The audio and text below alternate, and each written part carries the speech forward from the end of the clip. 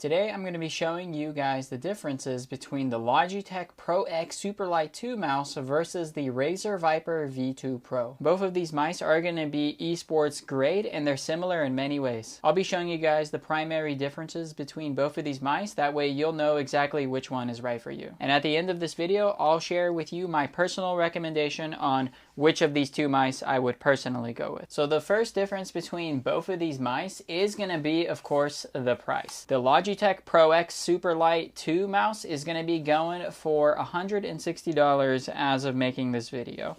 And the Razer Viper V2 Pro goes for $120 as of making this video. So the price is going to be pretty significant. So if you're on a budget, then the Razer may be a better option, but there are going to be some features that you may want to consider that it might be worth forking out a few extra bucks to get the Logitech Superlight 2 mouse. So the next difference between both of these mice is, of course, going to be its design. You can see that the Logitech Superlight 2 mouse is going to be a lot more simple and sleek. There's not going to be much complicated shapes here. Everything is very simple, and I love that look. And the texture of the mouse is also going to be very fine and smooth. So overall, Logitech has the cleaner look. Now, the Razer Viper V2 Pro, on the other hand, is going to look a lot more aggressive and busy. You can see a lot of these multi-angle lines, a lot of sharp cutouts, a very rigid scroll wheel with a lot of texture. Even the side buttons have very aggressive cutouts. However, the texturized grip is going to be much more grippy than the Logitech. And here's a side-by-side comparison on what both of these mice look like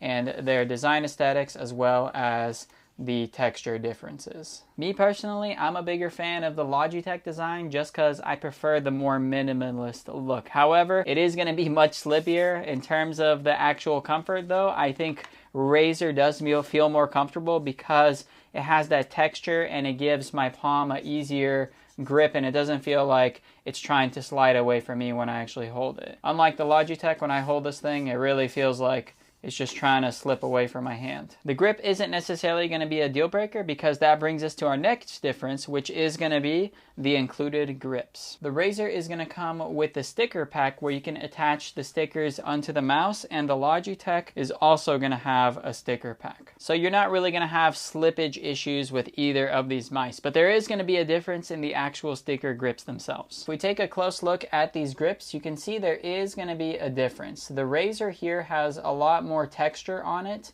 and the Logitech one is going to have a more smooth matte finish. Both of these grip packs are going to feel rubberized, but the Razer one has a little more texture, and you can really see it in the camera angle here. And just for comparison, the Logitech is pretty much flat. So I would say either of these aren't really a deal breaker. They both have a very nice grip and it's going to prevent any of that slippage. So I would say there's not going to be any slippage issues with either of these mice if you do attach either of these stickers on the mouse. So the next difference between both of these mice is going to be the weight, and it's going to be a very small difference. Basically, the Razer is going to come in at 58 grams and the Logitech is going to come in at 60 grams. It's only going to be a 2 gram difference. 2 grams is such a small difference. I think most people won't notice that. So if that's kind of a deciding factor for you, I wouldn't really let it be, because I would focus more on the other features that both of these mice actually offer. Now, the next difference between both of these mice is going to be their sizes. I'm going to leave some text on the screen here that shows the differences. There are some subtle differences, but they're essentially the same size. The main difference between the sizes in these mice is the Logitech is going to be 3 millimeters slimmer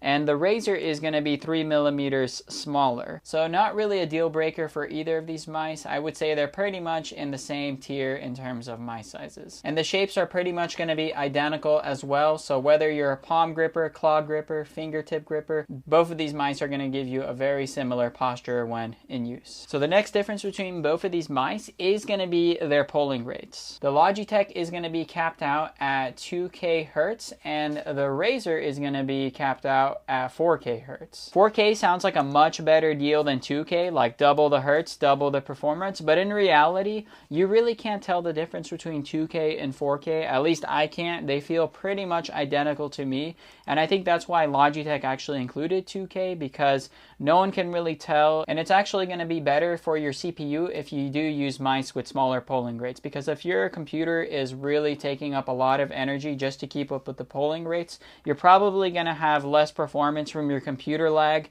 and causing you to play worse rather than the polling rate actually being lower. So I think it's totally fine to have 2K hertz as a polling rate with Logitech. I wouldn't chase the polling rates as a deciding factor if you're trying to choose either of these mice. Now the next difference between both of these mice is going to be the DPI settings. The Logitech here is going to have a maximum DPI of 32K, and the Razer Viper V2 Pro is going to have a maximum DPI of 30K. And DPI, I would say, is going to be similar to polling rate. I wouldn't chase the highest DPI setting because all DPI does is adjust your sensitivity, and in reality you're not really going to need anything way too high or way too low. Both of these mice are going to have good polling rates with a good range of DPI for you to choose the speed that you wish. Now the next difference between both of these mice is going to be the power and battery life. The Logitech here is going to last you for up to 95 hours, and the Razer Viper V2 Pro is going to last you for up to 90 hours. So that's going to be a 5-hour difference. So again, this is such a small difference, I really wouldn't let that be a deciding factor either. And I believe the reason there is going to be a difference in battery life is mainly because the Logitech has the hybrid optical switches and the Razer has the regular optical switches. They're essentially the same thing, except this one conserves a little more battery, but they feel very similar. And that brings me to my next difference between both of these mice, and that's going to be their switches they have built in. The Razer has regular optical switches built in, and the Logitech has the hybrid optical switches. And here's a click difference for you guys to hear what they sound like.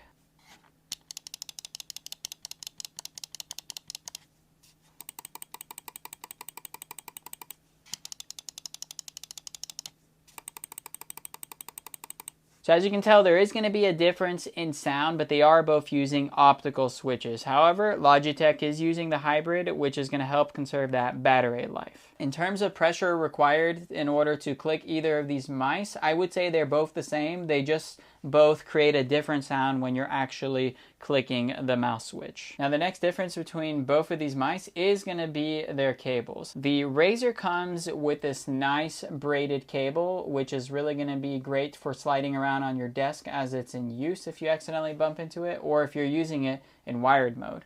And the Logitech, on the other hand, only comes with the silicone cable, which you can use the mouse in wired mode, but with silicone, it's really going to create more resistance and could mess up your gameplay. The receivers are going to look a little different. The Razer has a taller one, while the Logitech has this slimmer one, but they essentially both do the same thing. So those are the main features that are different between both of these mice. I didn't cover all of the small things and like minor specs, but these features that I covered, you'll notice them if you're using the mouse on whether they're present or they're missing. Now, as far as which mouse I would go with personally here, I would personally go with the Logitech Pro X Superlight 2 mouse. The reason I would go with the Logitech over the Razer is mainly because I prefer the Logitech software over the Razer, and I also like the aesthetics of the Logitech mouse as well. However, as I'm making this video, the Logitech is going to cost you $40 more than the Razer mouse. So if you don't mind forking out an extra 40 bucks, I can definitely recommend the Logitech.